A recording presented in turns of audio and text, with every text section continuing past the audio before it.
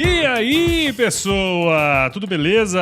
Estamos começando mais um episódio do Agro Resenha e nessa semana eu tô aqui com o Leandro Santos, que é criador, treinador e competidor em provas de pastoreio com cães, cara, da raça Border Collie. E eu vou te falar, viu, encontrei por acaso o Leandro aí nas redes sociais lá, fui mandar uma mensagem pra ele lá no Instagram e eu vi lá que o cara mexia com o cão. Eu falei, não, quem tem que trazer esse cara pra cá? Leandro, muito obrigado por participar aqui com a gente e seja muito bem-vindo ao Agro Resenha Podcast. Ô, Paulo, obrigado, cara, obrigado pelas boas-vindas e é uma grande honra pra mim estar aqui com você nesse seu trabalho de divulgação, né, do agro, divulgação do meio rural brasileiro, e eu me incluo, né, nesse setor, nesse povo todo. Sim. É muito bom poder divulgar o que eu faço aqui, poder falar para as pessoas sobre o pastoreio com cães, sobre o bom pastoreio com cães. Isso aí, verdade. Esse adjetivo foi perfeito, né? O bom pastoreio com cães. Bom, você que tá aí do outro lado escutando esse episódio, não perca, porque tá muito legal, cara. Firma o golpe aí que nós já estamos de volta. Você ouve agora Agro Resenha Podcast. Aqui, a porteira não tem tramela para quem busca se informar sobre assuntos ligados ao agronegócio. A apresentação, Paulo Ozaki.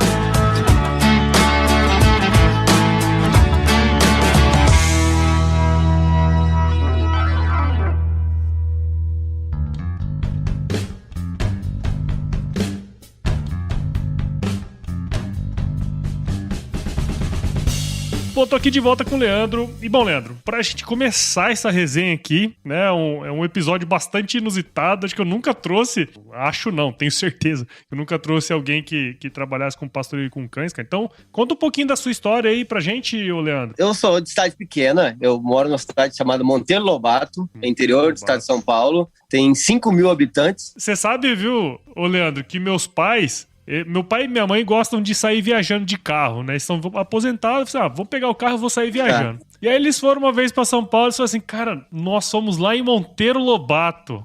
Olha só. E eles contaram pra mim que foram pra Monteiro Lobato. Eu vi lá que você é de Monteiro Lobato, eu falei, cara, eu preciso contar isso pra ele durante o episódio, que eu acho que ele vai achar legal. Então, cara, exatamente, é pertinho aqui é uns 200 quilômetros de São Paulo, né? Tá entre São Paulo e o litoral. A gente tá na Serra da Mantiqueira, né? Uma região bastante montanhosa. Antigamente, era uma região que produzia leite. Meu pai começou a vida dele tirando leite. Mas assim, com o andar da carruagem, que a geografia não permite, né, desenvolver tanto assim essa área, né, acabou que virou mais pro turismo, né? Hoje em dia a parte turística tá se desenvolvendo muito mais e as pessoas vão acabar conhecendo aqui pelo turismo. Sim. Meu pai veio do sul de Minas, né, que a gente tá bem na divisa aqui de Minas Gerais com São Paulo. Meu pai e minha mãe são mineiros. E minha família sempre foi ligada ao meio rural e ao comércio, né? Assim, meu pai começou tirando leite e logo depois montou um açougue. Meu pai teve 35 anos de açougue, cara. Eu cresci no açougue. No começo, nos primeiros 20 anos, era açougue de cidade pequena de interior. Então, meu pai fazia a cadeia inteira. Ele criava o boi, matava, né, abatia, vendia no açougue. A gente fazia tudo, né? E, claro que com o tempo, depois a gente teve que mudar esse sistema. Acabamos, nos últimos tempos, comprando de frigorífico e tal. Mas aí, depois a gente fechou o açougue e hoje eu tenho uma loja agropecuária. Trabalho com ração e tal. E, em função de, como eu falei, dessa parte turística aqui da minha região, querendo ou não, tenho pendido mais para a área pet, a área de cachorro, a área de pequenos animais.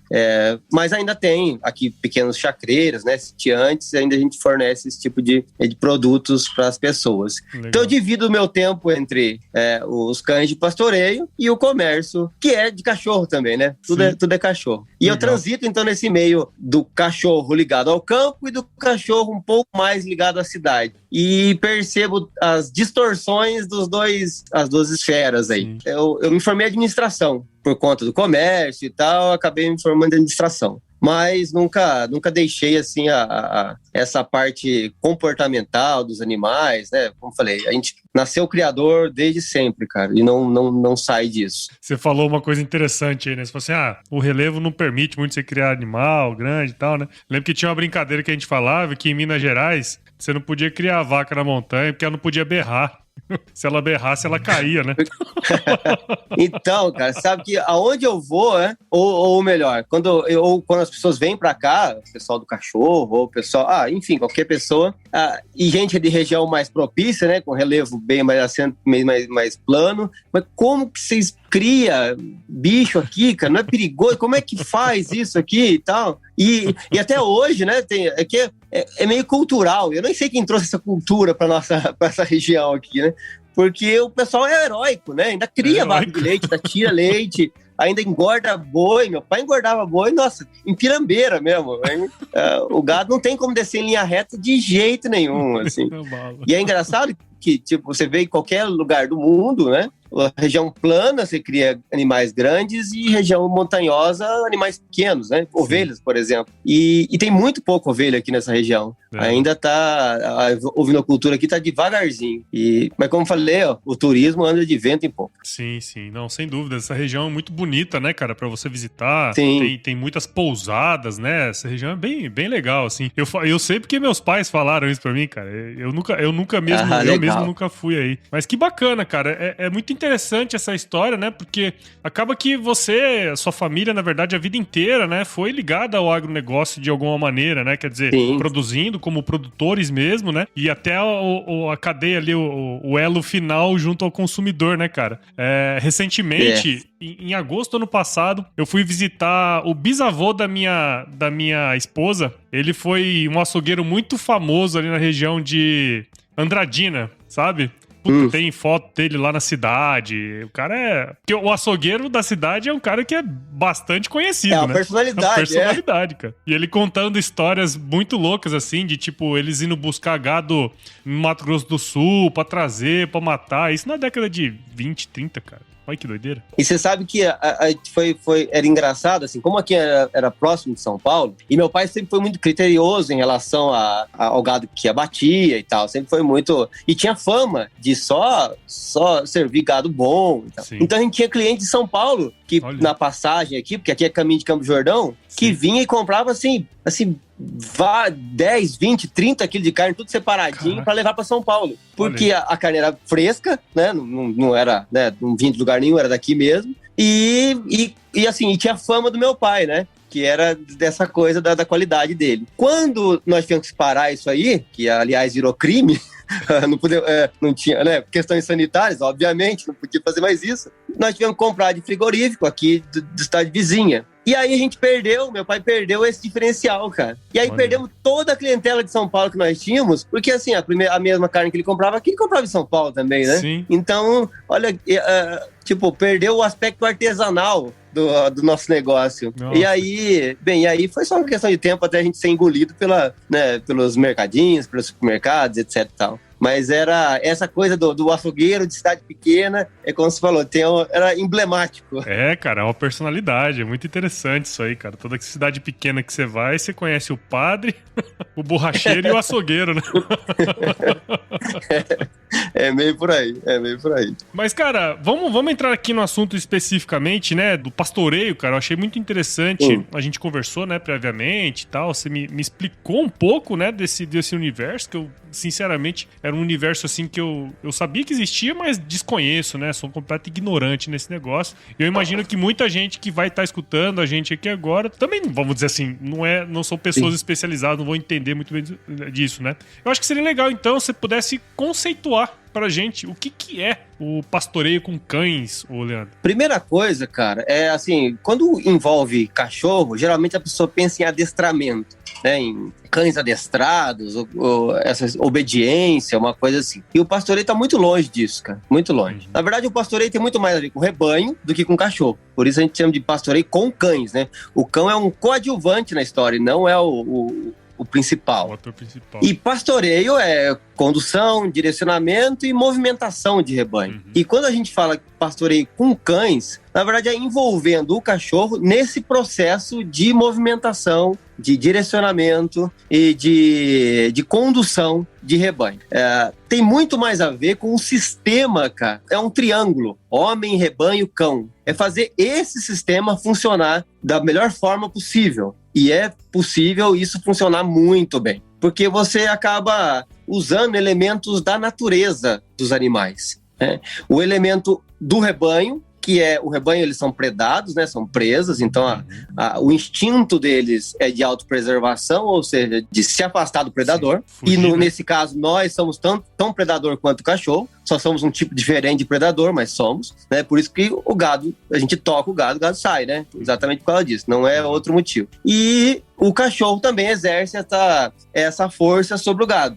Ou as ovelhas, né? Tanto faz. Então a relação do rebanho, tanto com o homem quanto com o cachorro, é uma relação predatória, né? E a relação do cachorro com a gente é uma relação social. Então, assim, a relação que o cachorro tem com o gado ou com a ovelha é uma relação de caça, de predatória. Ou seja, ele é um predador e a ovelha é uma presa e a ovelha quer evitar a presença do predador. E a relação que o cachorro tem comigo é uma relação social, como se fosse uma relação de matilha, uma relação de grupo, é diferente.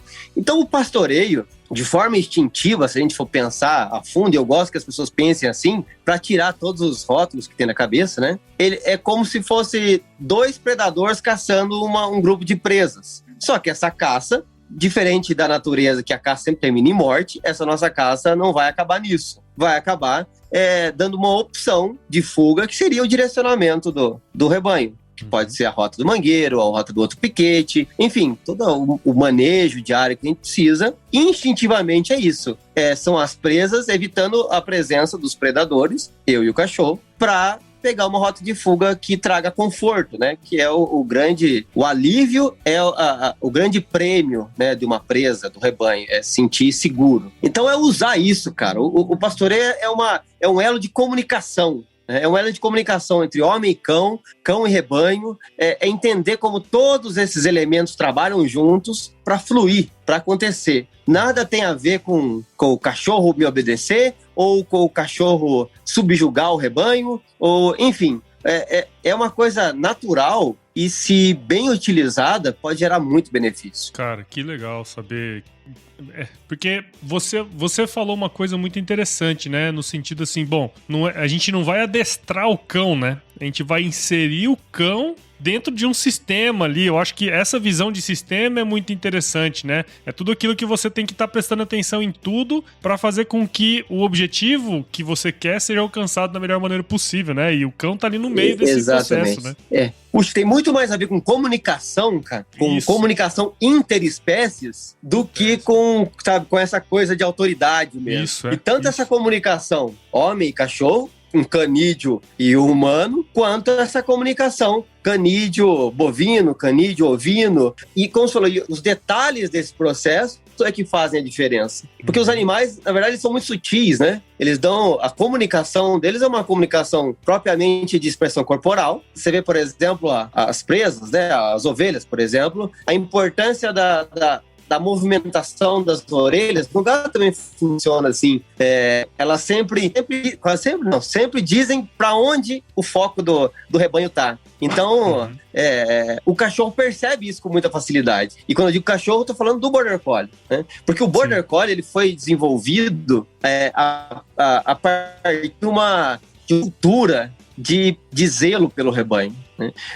A região que foi desenvolvida lá da Inglaterra, né? Escócia com a Inglaterra, os caras tinham muito pouca mão de obra, terreno muito acidentado, parecido com o daqui, e aí eles precisavam de meios para manejar o rebanho. E quando eles incluem esse cachorro, ou um tipo de cachorro que foi aos poucos se tornando o que nós conhecemos hoje como Border Collie, a intenção é que o cachorro pudesse respeitar o rebanho e não ajudar, né? E causar benefício e não malefícios ao rebanho, né? Então, assim, essa cultura de bem-estar animal, de preservação do rebanho, é uma coisa muito, muito coerente ao Border Collie. Esse dia eu estava lendo um livro de um americano chamado Martin Black, e ele fala sobre stockmanship, né? Sobre lidar com o rebanho, né? E aí ele vai dar um exemplo de como se aproximar do rebanho, como invadir o que ele chama de zona de influência do rebanho, enfim, essas questões. E ele dá um exemplo assim: se você reparar um Border Collie de pastoreio trabalhando, você vai ver a forma sutil como ele toca no rebanho. Assim, toca no sentido de entrar em contato, né? Não de tocar fisicamente, e produz um movimento, entrando num equilíbrio com aquele movimento e conduzindo suavemente. Ele usa o Border Collie para exemplificar como a gente deveria fazer. E o cara não é um livro sobre Border Collie, nem sobre pastoreio, é um livro sobre gado, sim, né? Sim. Sobre como lidar com o gado da melhor forma possível. E ele usa ou seja, o que se fala muito hoje em dia em stockmanship, né, esse relacionamento com o gado, relacionamento com o rebanho, é uma coisa que esses cachorrinhos preto e branco têm feito há 300 anos. Eles já têm dado exemplos disso. Como lidar com o rebanho, como interpretar a movimentação do rebanho, como interpretar essa coisa de invadir o espaço do rebanho de forma cautelosa a produzir um movimento cadenciado, suave e não gerar pânico no rebanho, né? E é interessante, você me fala assim, vez ou outra, teve uma vez que eu conversei com uma menina aqui, eu vou até esquecer o nome dela, ó, que ela tem um método Nada nas Mãos, né, que ela trabalha com o gado, né? Adriana Zarte, episódio 127, Nada nas Mãos, né? Esse método que ela estudou, né? Bastante, acho que até com mais ou menos nessa toada aí que você comentou, né? Com essas pessoas aí. E eu lembro que quando eu tava gravando com ela, eu lembrei muito de um livro que eu já li algumas vezes, que é muito interessante, que é o livro do cavaleiro americano lá, da Doma Racional de Cavalos, né? Que é o homem que ouve cavalos do Monty Roberts. Ah, tá. Isso, é. E é interessante que no final do livro ele fala uma coisa legal, né? Ele decifrou todo aquele código dos cavalos e ele tava começando a aplicar esses códigos nos servos, né?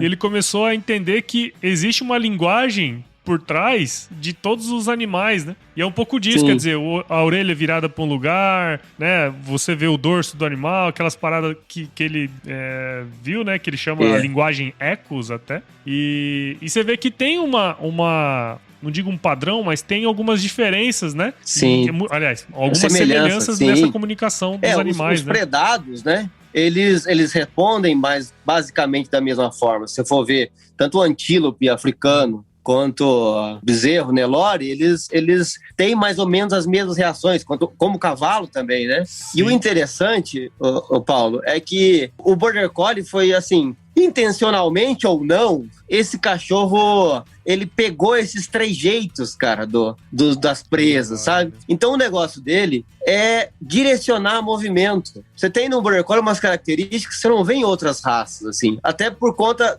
desse desenvolvimento cultural de cada raça em cada região. Como você tá, no caso do Border Collie, preocupado em direcionar, você vê os cães sempre pensando nas cabeças do rebanho, sempre pensando na frente, porque, obviamente, o focinho, as orelhas indicam para onde o rebanho vai, né? O rebanho não anda de marcha ré e não foge de marcha ré. Então, você vê os cães sempre dando essa intenção de virar cabeças, né? E essa é a grande sacada que acabaram desenvolvendo com essa capacidade de poder saber que o que movimenta o rebanho é a reis lá da frente, não aqui de trás, né? Não é pressionando essa daqui, é orientando aquela lá da frente. E assim, é incrível como eles têm ferramentas que a gente não tem, né? Durante algum tempo, quando eu tava começando a treinar cães, já fazem quase 20 anos já. E no comecinho eu queria que o cachorro trabalhasse do jeito que eu achava que deveria trabalhar. E aos poucos eu percebi que eles tinham umas sacadas que eu não tinha, porque eles têm uma sensibilidade, enquanto a gente tem outras faculdades, né? Enfim, somos diferentes, mas eles têm a própria visão, a própria sensibilidade a movimento deles é muito mais aguçada do que a minha, do que a sua. Então, essa percepção de detalhes, e o Border Collie acabou sendo desenvolvido para ser muito sensível a detalhes, assim, a movimentos, a pequenos movimentos, sabe? Então, é incrível como, às vezes, se você conseguir realmente... E por isso a pessoa tem que ser treinada a trabalhar com isso. Porque senão ela vai acabar desperdiçando o que o cachorro tem de melhor. Se ela simplesmente, faz o que eu tô mandando e cala a boca, tipo, ela vai perder... eu tenho uma postagem que eu fiz no meu Instagram um tempo atrás, dizendo assim, nós somos... os Border Collies são especialistas seguindo ordens de leigos, né? Porque a gente tem que usar o potencial que eles têm, cara, que é incrível.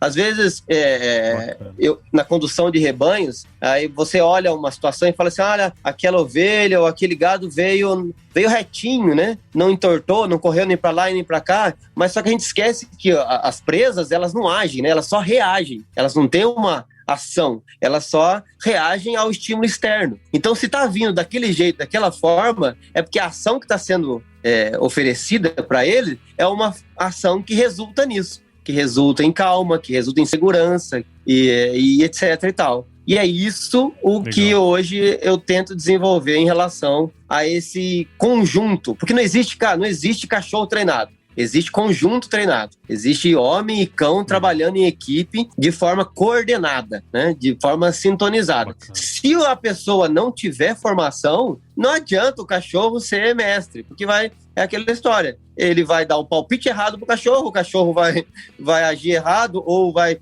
criar um conflito em vez de uma sintonia, e não vai acontecer o que a gente espera, que é o bom pastoreio, o bom direcionamento do rebanho. Cara, muito interessante isso. Eu até queria puxar um outro assunto, né? Eu trabalhei muito tempo com vaca de leite, né? Na época que eu trabalhava no campo mesmo. E eu lembro, assim, tanto nos aspectos mais técnicos, nas aulas, né, Sim. de agronomia lá que a gente fazia na parte de bovinos de leite, especialmente, o uso de cão era bastante condenado, assim, Proibido. né? Especialmente, proibido em vaca de leite. Nem pensar. Nem se fala, né? Você comentou, cara, seu pai aí, que tinha o açougue e tudo mais, né? Ele era criador também. E que ele era, no nosso papo prévio, você falou que ele era muito extremamente contra a utilização de cães na fazenda, né? Exatamente. Há, de fato, tipos de rebanho que a gente não deve usar, outros que são mais tranquilos de usar. Como é que você vê essa parte do manejo com os cães, assim, pastores? Tipo, não tem como a gente falar sobre isso sem contar uma historinha antes, assim, sem contextualizar as coisas, né? Uhum. Se a gente for ver, no nosso país, a gente tem uma cultura de lidar com gado. Assim, o nosso boiadeiro, ele é um soldado. E quando ele vai pro trabalho com o gado, com o rebanho, ele vai pra guerra. E o inimigo é o rebanho. Então é muito comum o nosso boiadeiro, o nosso peão. Isso, cara, eu já andei nesse país tanto do norte, no centro-oeste, lá no extremo sul. Todo peão, ele tem que ser violento porque o gado, o rebanho é violento. E só aprende na violência. Então é uma relação de agressão. É muito normal isso. Tá mudando, né? Tá mudando. Tem essa menina aí, tem várias hoje. Aquela Temple Grandis lá dos Estados Unidos, uma mulher que bate nessa tecla. E tem muitos, né? Tem esse Martin Black, etc e tal. No Brasil tem gente boa mexendo com isso. E tá se investindo nessa formação. Mas culturalmente, a nossa lida com o rebanho é uma lida agressiva. Com o cavalo também, né? A maioria das domas é bem violenta, né? Tá mudando também, mas ainda tá muito, tem mais do que deveria ter. E quando você tem esse aspecto de relação conflituosa com o rebanho, quando você inclui o cachorro, o sujeito espera que o cachorro aja assim como ele age. Então, o seu boi só aprende com a violência, eu espero que o meu cachorro seja violento. Então, todas as vezes que se incluiu algum cachorro no manejo aqui no Brasil, se incluiu nesse aspecto, esperando o quê? Que o cachorro mordesse, que o cachorro agredisse o rebanho, porque assim o rebanho ia se submeter. Nunca, nesse contexto, não se analisava que o rebanho não é teimoso, ele é medroso, né? Ele tá com medo. Se ele não tá entrando, não é porque ele não tá, né? Você deve ter escutado já. Não é porque que ele é teimoso. E aí, nessa leitura de que se ele tá com medo, vamos acalmar ele. Agora, se ele é teimoso, vamos bater. Vamos corrigir. E aí usava o cachorro dessa forma. E se usou muito tempo o cachorro com a intenção de agredir, com a intenção agressiva. Foi o que meu pai sempre viu acontecendo e que era totalmente contra. Porque ele nunca autorizou de bater no boi, de usar ferrão, de usar choque, qualquer coisa. Ele achava, ele embora não, vamos dizer assim, foi um homem de outra época, mas ele tinha essa consciência de que boi, bem-estar gera produtividade, né? Boi contente, boi bem, engorda mais rápido, etc. E tal, produz mais. E aí você pega o produtor de leite, que também quer o zelo da vaca, né? Também em contato com essa cultura de que o cão é usado como agressor, também então é melhor não usar em vaca, porque não quero que agrida a minha vaca, que vai afetar. Só que, como eu disse, o Border Collie vem de outra cultura, cara, que não é essa da agressão, é essa do sistema natural. Assim como a vaca de leite evita a sua presença, se bem que a vaca, ao longo do tempo, vai ficando dessensibilizada, né? Ela aceita mais a presença de pessoas, mas também funciona exatamente igual o cão. O problema não tá no cachorro, tá? O problema tá no contexto que o cachorro é usado. Se você usar o cachorro no contexto certo, no contexto de respeito ao rebanho, qualquer rebanho vai ser beneficiado com bom pastoreio. Tem um exemplo, lá no Rio Grande do Sul, eu conheço um pessoal que trabalha com ovelha Lacone, que produz leite. Sim. E, enfim, produção de leite, e são ovelhas que, em tese, são mais sensíveis do que o gado de leite. E ele usa Border Collie para movimentar esse rebanho. e não tem nenhuma perda de produtividade, nada disso. Porque o cachorro como falei de novo, né?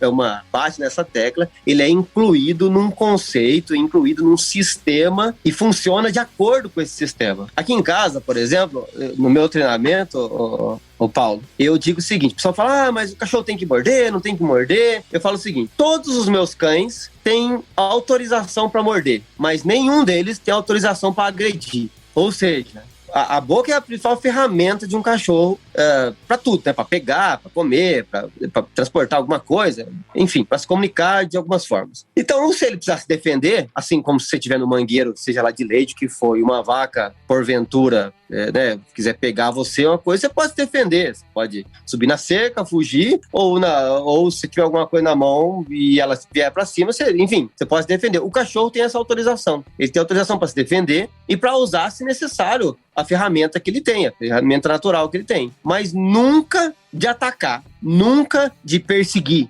nunca de amedrontar o rebanho através da agressão. Isso de forma nenhuma. E eu acho que isso se aplica a qualquer rebanho, independente se é um rebanho de leite, ou de ovelhas, ou cordeiros, ou o que quer que seja. Mas assim, essa preocupação do meu pai e essa preocupação da pecuária de leite é legítimo, né? Não é um preconceito contra cachorro. Porque durante muito tempo, todo mundo só teve contato com esse aspecto do cachorro, com o cachorro como fonte de agressão ao rebanho. Nunca ninguém pensou em outro aspecto que pudesse gerar benefício e não malefício.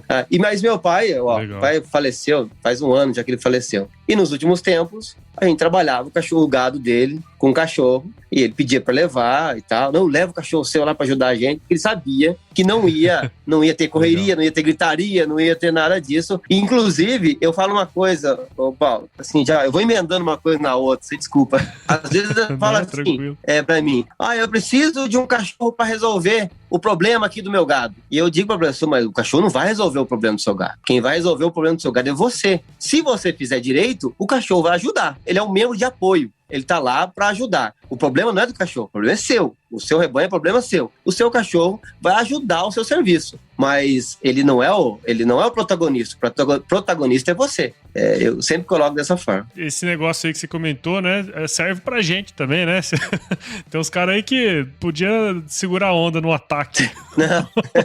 Sim, cara, é verdade. Tinha que ensinar pra gente também. Tem sempre formas, né, de chegar ao mesmo objetivo.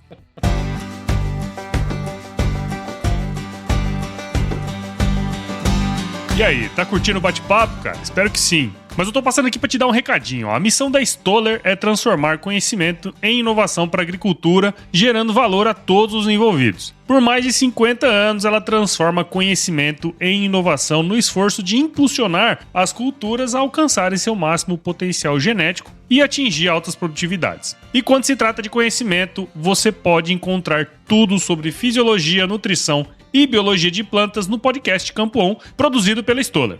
Lá, um time de especialistas aborda assuntos relacionados às principais culturas agrícolas e, como você já sabe, você pode escutar quando, onde e como quiser. Aprimore o seu conhecimento no site da Stoller, o www.stoller.com.br.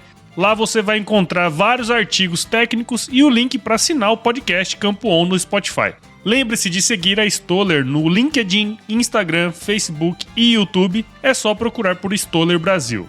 Isso é inovação, isso é Stoller.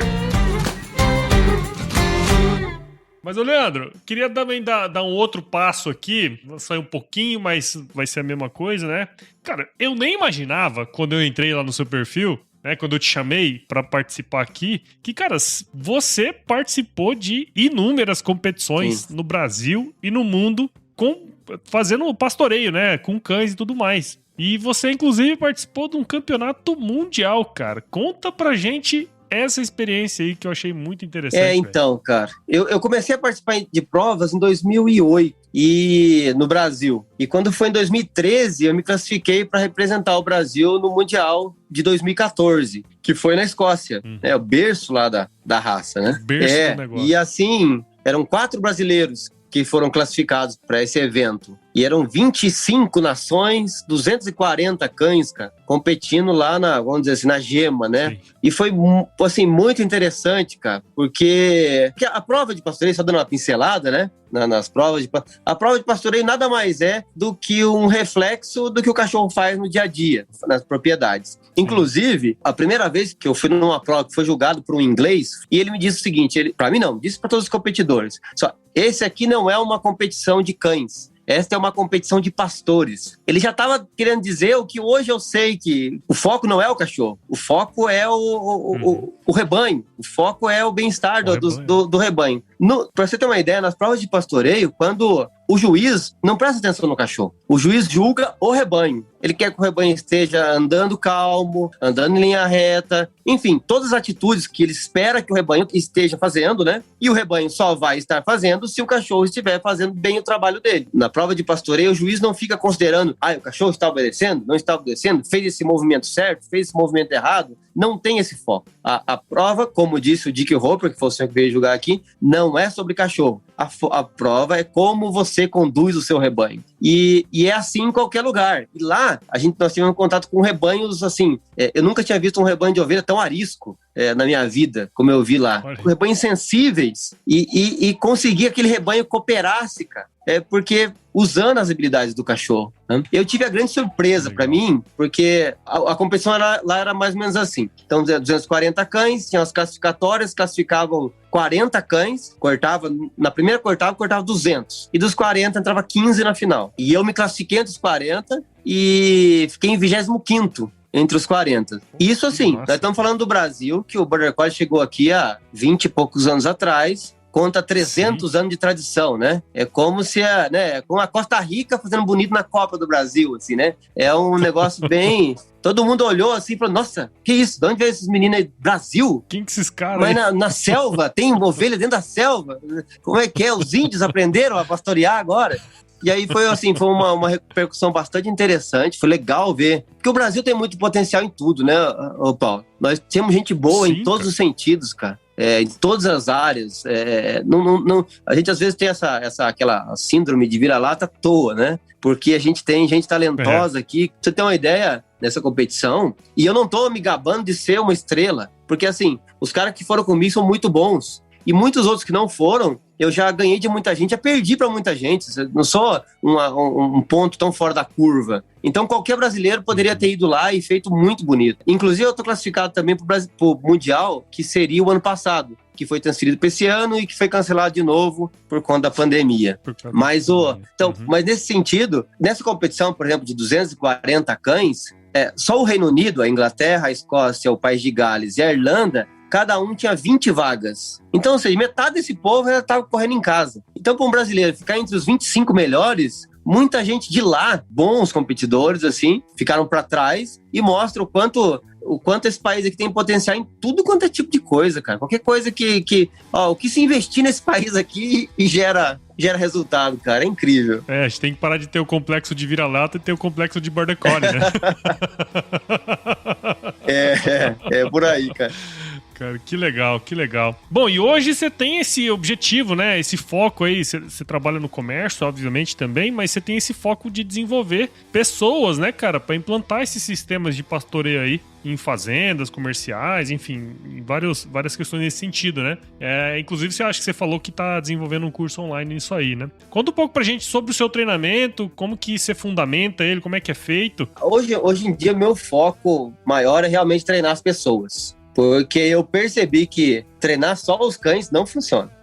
Você está treinando parte do sistema e parte do sistema não faz nada. Né? Você precisa do sistema inteiro funcionando. Então, eu cansei, cara, de treinar cães e às vezes de competir com esses cães, de ir bem. E quando o proprietário do cachorro ia trabalhar com o cachorro, a coisa não funcionava. O cachorro não é a chave, é a pessoa que é a chave. É a pessoa que é o segredo. E o meu treinamento hoje em dia, ele é baseado em construir uma comunicação com o cachorro. O cachorro sabe aonde eu quero chegar. O cachorro sabe para que direção eu quero levar o meu rebanho. Ele não precisa me obedecer cegamente, ele precisa seguir minhas orientações, obviamente. Mas as minhas orientações são orientações de direção. São orientações que dizem para ele, ó, nós vamos levar esse rebanho nessa determinada direção, né? Ou trazer para mim, ou levar para algum lugar, enfim. E uma vez o cachorro que entendeu a orientação para onde ele tem que levar, ele tem liberdade para desenvolver o que ele sabe fazer. Ele não precisa fechar os olhos, abaixar a cabeça e obedecer. Não, só que então, isso exige, cara, uma entrega, tanto por parte da pessoa, lógico, o cachorro se entrega de qualquer forma, né? Mas por parte da pessoa, porque aí eu falar tanto por parte da pessoa como do cachorro, não existe isso. O cachorro tá entregue, o rebanho, eu costumo dizer assim, né? Que ó, o cachorro tá 100% atento, o rebanho tá 100% atento. O único cara que tá distraído é o sujeito, tá pensando, né, no celular, pensando na briga com a mulher, no horário, e um monte de coisa. Então, assim, para que isso funcione, a pessoa tem que estar presente, né? Tem que estar junto. Tem que estar junto com o cachorro, junto com o rebanho, focado no que está fazendo. Mas é difícil, cara, né? Nós somos criaturas abstraídas, né? O nosso pensamento voa, né, cara? É fácil a gente se distrair. Acho que hoje mais do que nunca, né? E as pessoas precisam de treinamento para isso. Precisam entender que para o cachorro realizar o serviço bem feito, para o rebanho ser conduzido da forma ideal, ela tem que estar junto, ela tem que estar ali, ela tem que entender o que está acontecendo, entender o que está se passando na cabeça do cachorro, entender o que está se passando na cabeça do rebanho. E isso exige, cara, assim, esse é o meu treinamento hoje, é criar esse vínculo desse sistema para funcionar. E as pessoas precisam descobrir o que está em jogo, o que acontece nesse elo, nesse tripé homem, rebanho, cão, para conseguir fazer isso funcionar. E depois de você mergulhar nesse entendimento, de entender, você vai ver que é muito mais simples do que você esperava. Tá? Só não é muito baseado em questões humanas, né? Porque nós, por exemplo, estamos muito acostumados a falar, né, emitir sons, e os animais, ao contrário, são muito silenciosos. Eles vivem no mundo mudo. Então a gente vai perceber o quanto a nossa expressão corporal influencia eles. Ou seja, é esse tipo de treinamento que eu quero passar para as pessoas, que eu passo para as pessoas. Eu dou curso, já dei curso no país inteiro, recebo pessoas na minha casa. Mas você falou do curso online, com o advento da pandemia, limitou muito, né, esse alcance das pessoas. Sim. Eu não acho que o curso online vá substituir uma experiência prática ali, palpável na hora. Mas eu acho que vai, pelo menos, dar base para a pessoa, para que, inclusive, eu possa ajudar à distância. Porque, às vezes, as pessoas entram em contato comigo e falam, não, eu preciso de uma dica para mim resolver um problema aqui. Aí eu falo, rapaz, para me dar essa dica para você, se é que existe uma dica, nós precisamos de conversar umas 2 horas antes, para chegar onde você... Porque, às vezes, a pessoa está olhando um problema e o problema não está onde ela está olhando. O problema está em outro lugar. Só dar um exemplo, cara, que aconteceu... Nem aconteceu acontece muito no pastoreio, mas aconteceu aqui na minha loja. Uma senhora chegou aqui e falou, olha, eu queria que vocês cortassem a unha do meu cachorro, mas eu queria que decepasse a unha, arrancasse fora. Eu falei, ô louco, mas pra que isso? Não, porque ele pula na gente e arranha muita gente. Eu falei, minha senhora, então o problema não tá na unha, o problema está em pular. E depois eu percebi que nem era isso. O problema estava que a senhora excitava demais o cachorro e aí ele pulava. Então, ou seja, o problema inclusive estava nela. O problema não era nem o cachorro, muito menos a unha. Então, no pastoreio isso acontece muito, cara. Às vezes a pessoa acha isso. Ah, mas por que aquele gado não quer entrar ali? E às vezes o gado tá assustado, às vezes é uma lona, enfim, ou às vezes é a pessoa que tá mal posicionada. Ah, por que o meu cachorro não quer parar naquele lugar que eu espero que ele pare? Pô, isso já aconteceu inúmeras vezes. Em provas de pastoreio isso acontece muito, cara. Que é o cachorro tá dominando o rebanho, tá tudo certinho. Aí o cara insiste em dar um comando ou o cachorro parar ou pra sair do lugar. E assim que o cachorro obedece, o rebanho espalha, né? Rebanho espalha. Porque o cara não vê onde tá o problema. E às vezes o cachorro vê. A questão é essa, conseguir olhar e enxergar de verdade, né? Olhar a natureza, olhar, como a gente falou da questão do gado de leite, ou mesmo do meu pai. O problema não tá no cachorro, né? Ah, usar cachorro é errado? Não, então, não é que usar cachorro é errado. Usar cachorro errado é errado. É errado. Poxa, cara, é isso que eu queria passar para as pessoas. Espero que quem esteja me ouvindo acabe pensando um pouco a respeito. Sim, cara, não, bacana. Eu adorei esse bate-papo, cara. Acho que assim, eu como eu te falei, eu sou um completo ignorante nessas questões, assim, mas gosto muito de entender um pouco mais, cara. Então eu tenho certeza que quem escutou a gente aqui, sem dúvidas, tirou muitos ensinamentos aí, né? Quer dizer, eu acho que o principal aí que eu posso dizer, pelo menos pra mim aqui, é essa questão que às vezes a gente tá com foco numa coisa, né? Sim. E na verdade eu acho que o erro ou qualquer coisa que seja, às vezes a gente tem que dar uns 2 ou 3, até 10 passos antes pra ver se a origem desse negócio, né, cara? É um exercício, o que você falou uma coisa também é o seguinte, é um exercício de estar presente, né? Então, mas você vê exatamente, o pastoreio não é focado, o pastoreio é amplo, né? Ele não é, é exatamente isso, é dar um passo e olhar o panorama todo e ver todas as forças incluídas, né? Tudo que tá agindo. Não existe nada externo. Tudo tá... A posição do cão, a minha posição, a posição da cerca, as rotas de fuga, a querência do rebanho, tudo isso tá agindo, né? Tá agindo de alguma forma no processo. Sim. E aí, conseguir enxergar as coisas de forma ampla, né? De forma sistêmica, de forma... É um desafio, cara. É um desafio. E aí descobrir... E às vezes a gente descobre que o problema somos nós, né? Aí... Normalmente é assim em tudo, né? A gente descobre que nós somos o problema. Aconteceu uma vez, um cara mandou um cachorro pra mim, elencou lá 10 defeitos do cachorro. E aí, depois de fazer uma análise, eu respondi, cara, tem uma boa e uma má notícia. Falei, fala a má primeiro. A má notícia é que o problema não é o cachorro, o problema é você. Aí foi, putz, então, e a boa notícia é que o problema é você. Né? Então, tipo, dá pra você mudar. Que pelo menos você pode agir a respeito, né? não tá externo, né? Aí, como você falou, às vezes o problema tá aqui, né? Dentro da gente. Porra, Leandro, cara, agradeço demais aqui sua participação no Agro Resenha, cara. Como eu falei, eu mesmo tirei vários ensinamentos interessantíssimos aqui, né, que você colocou. Como eu falo pra todo mundo, cara, fazer esse tipo de trabalho aqui é bom demais e é bom pra caramba pra mim, tá ligado? Legal. Porque a conhecer essas histórias e conhecer essas visões, assim, né, cara, é muito, muito, muito interessante. E eu tenho certeza que quem tá do outro lado aqui escutando a gente também tirou muitos ensinamentos legais, cara. Então, o que eu posso dizer é agradecer você. Parabéns pelo seu trabalho, cara, por tudo que você tá desenvolvendo aí. É isso, meu. Obrigado, cara. Eu que agradeço, cara. A oportunidade de poder levar essa mensagem, cara. Sabe, uma boa mensagem aí, de poder de alguma forma contribuir com as pessoas, contribuir para as pessoas entenderem melhor as coisas. E como você falou, isso tem aplicação em qualquer área da vida, sabe? Eu recebo esse tipo de feedback, assim, das pessoas que às vezes os conceitos aplicados no pastoreio dá para ser usado em várias outras áreas, né? Como vivência mesmo. Bem, espero ter ajudado, cara. Não, com certeza, cara. E uma coisa que você falou, né? Que eu até comentei agora há pouco. Pô, você tem que estar presente, né? Às vezes a gente tá com a família e não tá presente. Puts, cara, é uma coisa, né, cara? É justamente isso, né? Quer dizer, por que não olhar o negócio sob um espectro mais amplo e, de fato, entender as forças, né, que estão regendo o ambiente ali, né, cara?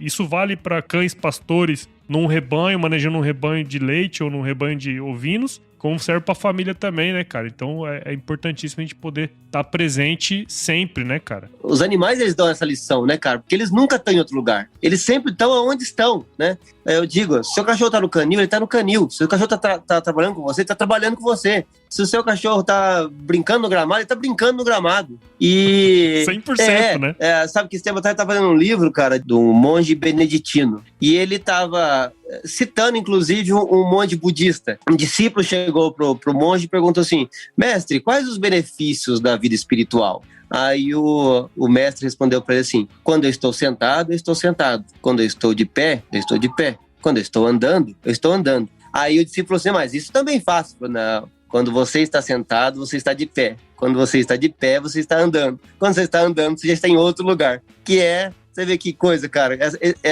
esse exercício da presença, né, como você falou, de estar aonde você está. E quando coloca família, filhos, né, amigos. É isso aí. Puxa, cara, você tem que estar junto, porque não estará junto para sempre. Sim, cara, a gente tem que estar sempre de olho, né, cara, assim, filho, né? Às vezes passa muito rápido e às vezes a gente tem a gente escuta muita gente falando, né, que se arrependeu de não ter passado mais tempo com os filhos e tudo mais. E às vezes não é nem tempo, né? É qualidade, né? De estar presente. Junto, né? A coisa mais comum do mundo é essa, né, cara? Você tá junto, mas não tá. Hoje com o celular, você consegue pessoas reunidas e separadas ao mesmo tempo, né? A gente já tem essa capacidade mental de se abstrair. E ainda tem entretenimento, né? Não é fácil, cara. E, ô Leandro, fala aí pra gente, cara, como que a galera aqui do Agro Resenha pode acompanhar o seu trabalho? Cara, hoje a minha principal forma de divulgação é o Instagram. Facebook, pode procurar leandrosantos.lex ou leandro.lex, uma coisa assim. Eu acho que é leandrosantos.lex. Eu vou deixar na descrição aqui do episódio também. Beleza, lá pode acompanhar, cara. Legal. Coloca lá o dia a dia dos treinos, alguma coisa que possa acrescentar. E por lá pode entrar em contato, assim, o que eu puder ajudar, eu tô sempre satisfeito e tô sempre divulgando essa filosofia aí. Bacana, cara. Bom, legal, Leandro. Vamos agora pro último quadro aqui do nosso podcast, que é o nosso quiz. Vamos nessa? Beleza, vamos lá.